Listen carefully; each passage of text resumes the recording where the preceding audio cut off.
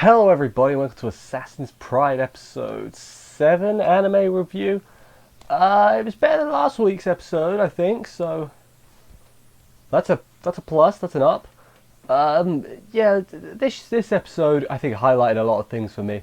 I think I enjoyed parts of Assassin's Pride, but as an overall package, I just don't like it really. Apologies. I'm still I can't even tell you what I do like and what I don't like, because there are parts of this episode I was really digging. Most of the stuff with the flashback stuff and Melida's weird vision thing, I like that stuff. But then you had the whole love triangle. Is it even a love triangle? That thing, and that was whatever. And then you had the part of the end where he wasn't sure what to do. That was good. I like that. And then you had Rosetti's dad, and he was a dick. We'll get more on that shortly. But yeah, I think, I think I've said it before. I think I'm enjoying Assassin's Pride. The key word is a think. It's certainly not great, but I'm still having an alright time. You know, I've seen some right drivel, and this is eh. You know, this is eh. But anyway, let's crack on with the episode and see what happens and everything in a chronological sense. Let's do this. So the episode begins and there is a mansion on fire. That's a good start. Fire, mansion, more on this mansion later, because, okay, no, I'm just going to say it now. This mansion that was on fire is the same as the mansion they were at later, or the church bit, because, you know, it's just the same background, it's one's on fire and one's not. So, yeah, if it's not the same house, it's the same design of house, so that's good. But yeah, there's a thing on fire. There's a little girl who looks like Rosa, so it's probably Rosa. And there's a white-haired boy. Yeah, mysterious white-haired boy, and they're all chatting and everything. That's good. Then Melida wakes up, so implying that this was her dream. There's a bit later on that we imply that it's her dream, and I think I get why. Well, I'll talk about it a bit later on, but I think I get why she's having these dreams. I mean, you know what? I'll save it to the end because I've got a theory, as they say. But yeah, she's woken up by Kufa, who has just got a wooden sword above her head, and she's like, please stop waking me up like you're about to kill me. And he's like, I would never kill you. I'm not an assassin. What? No, what are the chances? No. Yeah, but then there's a training trip for the school coming. I was like, beach episode, it's coming. And no, when we got there, they're most certainly not at the beach, so I don't think there is a beach episode coming. So, you know, what are we even here for, you know?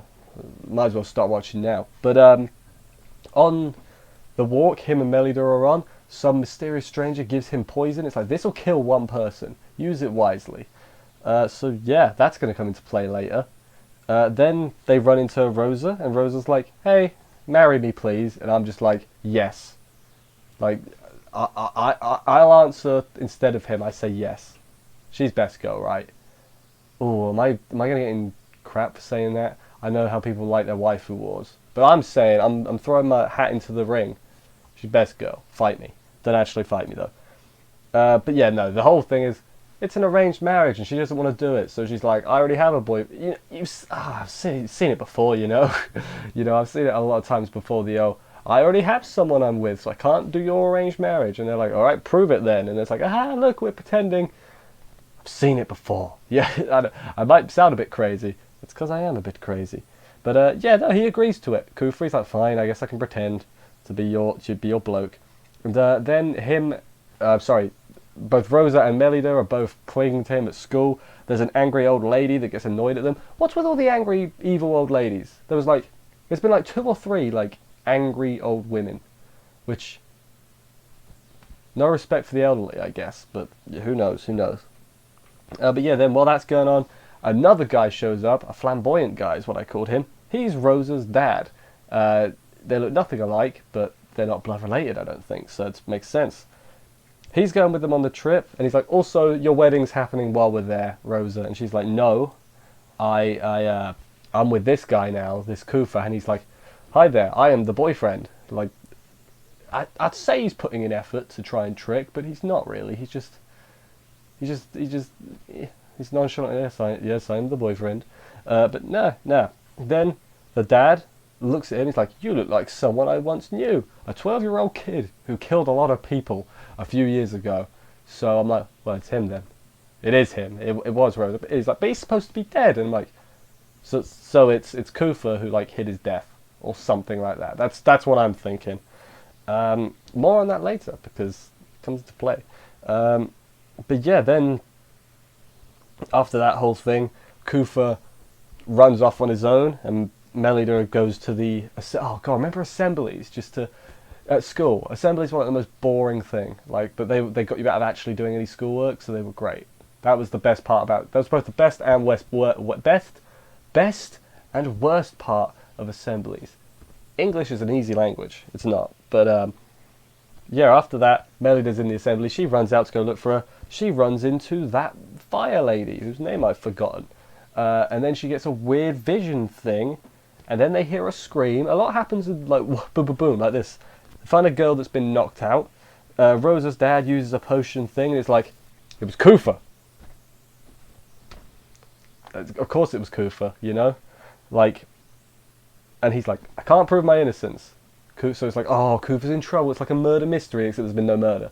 So, and I'm just here thinking like, gee, why would Rosa's dad want to, you know, convict Kufa? It's not like he has anything against him or he's in his way or anything. No, it's a totally unbiased. Are people just stupid or am I very intelligent? I think people are just stupid, honestly. But yeah. So Kufa, obviously, you know, it's gonna be after because he's the main suspect. He's gonna be under heavy watch. He's, you know, he's gonna be under lockdown and all that. Isn't that right? That's exactly what happened. No, that's not what happened. So Kufa is just allowed on the train. He's not even being watched. He's just sitting on the train. What if he turns on everyone and just kills them all? He can probably do it. He should.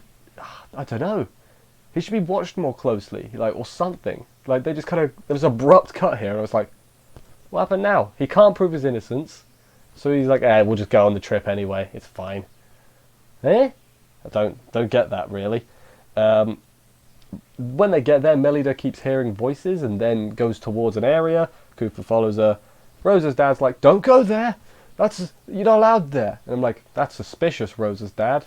I don't remember his name. So he's just Rosa's dad.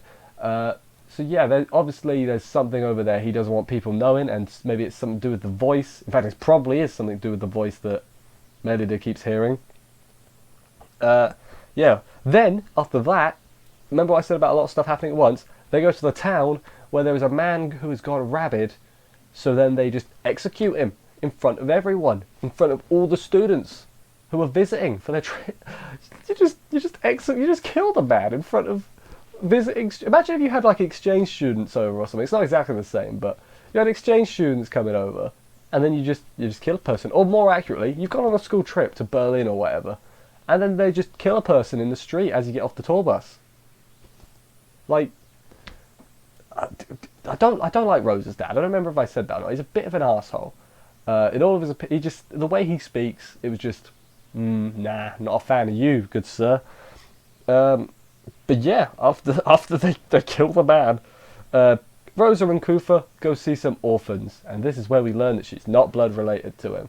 So, yeah. Also, a bit earlier on, we met her, the one that he wants her to marry, but he seemed like he's just a guy. He had like a line, 2 lines maybe. Fine, whatever. Yeah, they hang out with some orphans and everything. It's like, yeah, you know, meeting the boyfriend in inverted commas. And then later, Melida's mad at him because he spent time with another girl instead of her. So then she makes her put her socks on, which is a weird punishment. I'm not one of them feet people, but Kufa could be. You know, he could be into feet, and I'm not gonna shame or nothing. But I'm saying, you know, be careful, Melida. You know, you might be attracting a weirdo. But yeah, then to get himself out of trouble, he's like, let's go on a date. And she's like, date-o, as they do all the time in anime. So yeah, they go to a underground crystal cave thing where they can float and they do some dancing. And I'm gonna be real honest, I was like, I can see it now. I can see I mean, I mean, I saw it before, but it's just they just look like Kirito and Asuna, don't they? Like they really. There's a shot where it's like back. It's not up close. You can tell the difference. But there's like a shot where it's far back, and it's like if I screenshot this and sent it to my friends, how many of them would be like just at a glance would be like that's Sao? Because I think it'd be a lot, and that's a weird. Is it a coincidence? We'll call it a coincidence. But anyway, yeah, they do their dancing or whatever. Afterwards, after he like does this to like prove like, hey, you're an adult. I see you as a girl. He then tucks her into bed like a child. Like you're you're doing the opposite thing there, Kufa. But she's all right with it. She's like, sorry, man. Sorry I was being so weird. I like you, dude. Basically says I like you, and then she goes to sleep, and he's like, you're the first person who's ever liked me. So I don't quite know what to do, and I like that because it gives him more just a personality or something, which is good because before he had very little. I think that's safe to say, but we know he's got a little bit more to him. And then he puts his hand on her neck at the end, like he's going to kill her, but he's not actually going to kill her because it's just to show, like, oh, I could do it right now, but I don't know if I want to, you know. Or he's still conflicted. To be fair though, I thought you made your decision. If you were going to kill her, you would have killed her earlier, Kufa. Come on, stop second guessing yourself. Tell her you're an assassin to avoid all those awkward conversations. Like, you're not really an assassin. He's like, no, I could never be. Post-credit scene, there's one of them. So Melida's walking through some thick fog. Words are hard. And she hears someone asking for blood, and it's the white-haired dude, it looks like. You know, from earlier. We'll go back on that in a minute. And then she wakes up, and another person's got attacked by the blue flame guy, and Kufa isn't in the room, so he's obviously a suspect. So, first off, don't think that the attacker is Kufa, because it's too obvious, isn't it? It's obviously Rosa's dad is trying to frame him because he doesn't want Rosa marrying him, you know. He wants Rosa to marry, you know, the bloke he chose. Very obvious, I think that's what's going on there. More importantly, white-haired boy, I think is Kufa, because doesn't his his vampire form, whatever it was from a few weeks ago, that had white hair, right? I actually can't remember, but I think it had white hair. So I think that was him, and at the beginning that was him as well, with the white hair.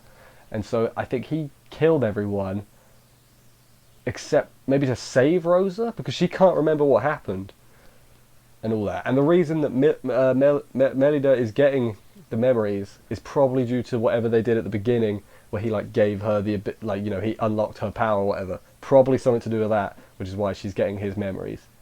Although, I could be completely wrong. Also, another possible thing, when he went for her neck, maybe it's because he's a vampire and they suck blood and he hasn't sucked any blood yet. So, maybe he wants to suck her blood. Just saying.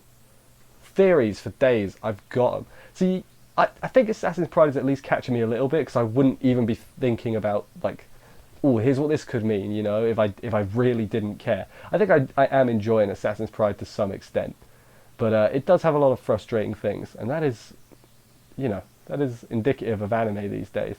I think one of the weaknesses for Assassin's Pride is definitely its characters.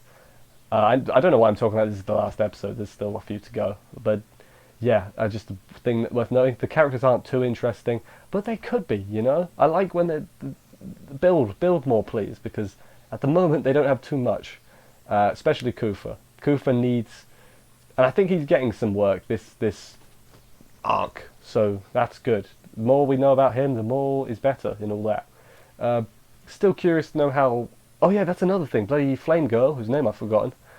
She was like watching Melida intently on the train, so she's gonna, I think, accidentally help, or maybe unaccidentally help. Also, where's Kufa gone? I imagine he's gone to do something. Maybe he went to that grove earlier that her dad said not to go to. I'm rambling. All these things that could have happened, who knows? Anyway, thank you for watching this review. I hope you enjoyed it. If you did, consider subscribing and stuff for more reviews. There's a lot of anime, don't you know? We'll be back here every week doing this show, Assassin's Pride. I will see you then, and bye guys.